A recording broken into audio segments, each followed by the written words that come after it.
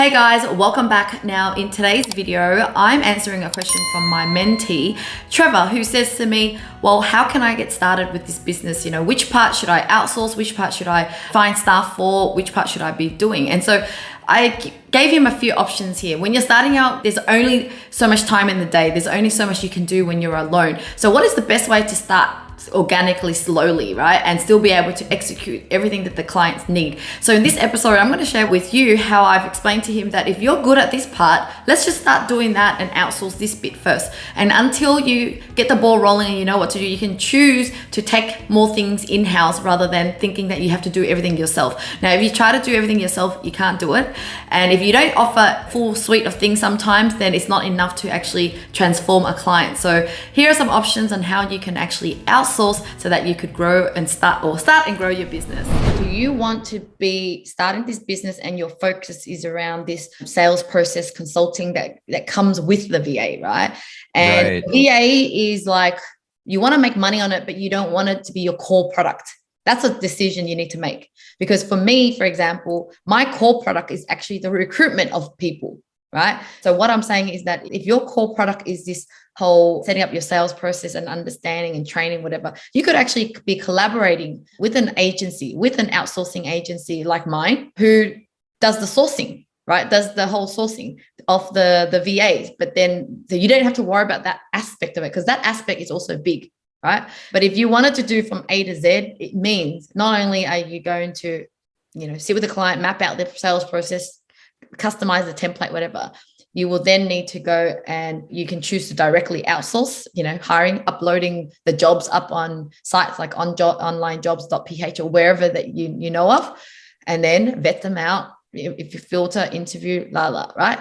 Then you'll get the direct costs, which is cheaper, but it's your time of recruiting, right? When I always encourage people, when you're starting out, try to outsource as much as possible. And even if it means outsourcing the whole function of something. So for example, I launched my YouTube service right now, right? And within the YouTube service, I realized that, oh my God, I need the strategy and analytics stuff that I don't really like doing. So I just outsource it directly to an American strategist consultant. Sure, she charges a lot, but so what? I don't have to do that part, but I can still bundle it into my service.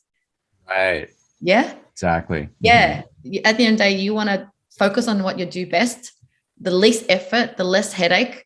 And one day you can still decide. You could still at first, let's just say your biggest selling point and value right now is your IP of knowing how to create this sales process and system. And without that, there's no, that person doesn't know what to do. You know what I mean? So that's how you make your money. But then you can still be deciding to mark up the fee from an agency. So that's another decision you need to make.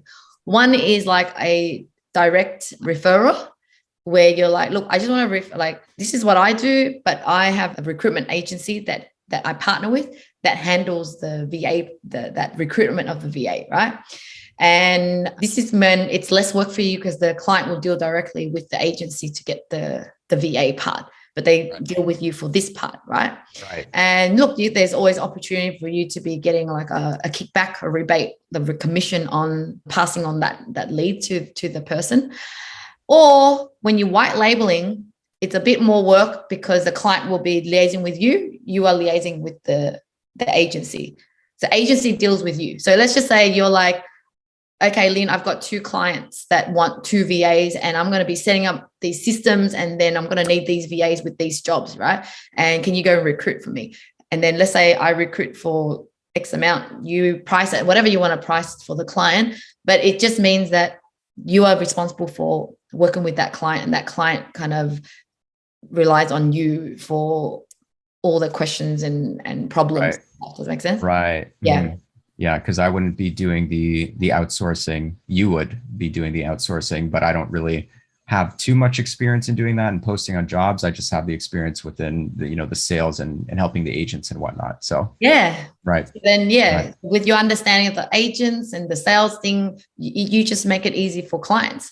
And then, but you just need to decide which part do you want to take in-house, if you know what I mean.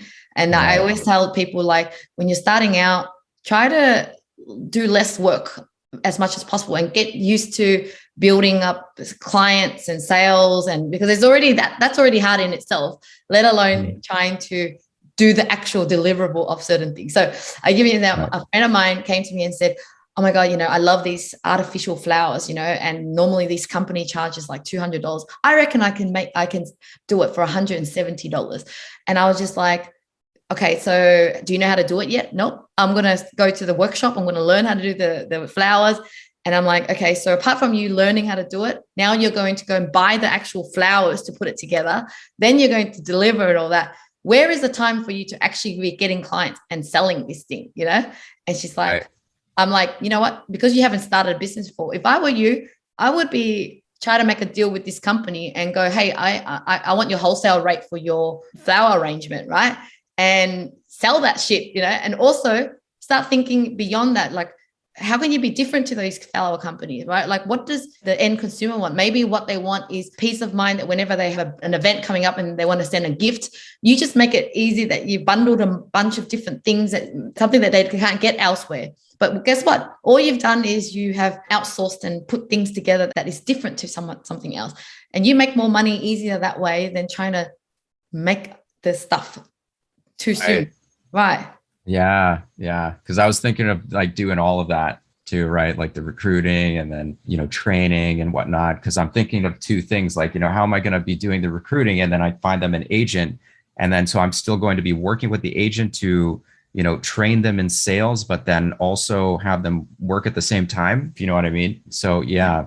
That was one thing. Well, thanks guys. Hope you enjoyed this session with me. And if you have any questions, love to hear in the comments below. But yeah, love to hear from you. What have you thought of as you're listening to that? What option in terms of outsourcing would you be taking on as you endeavor into your own business? Love to hear from you, and I'll see you in the next video.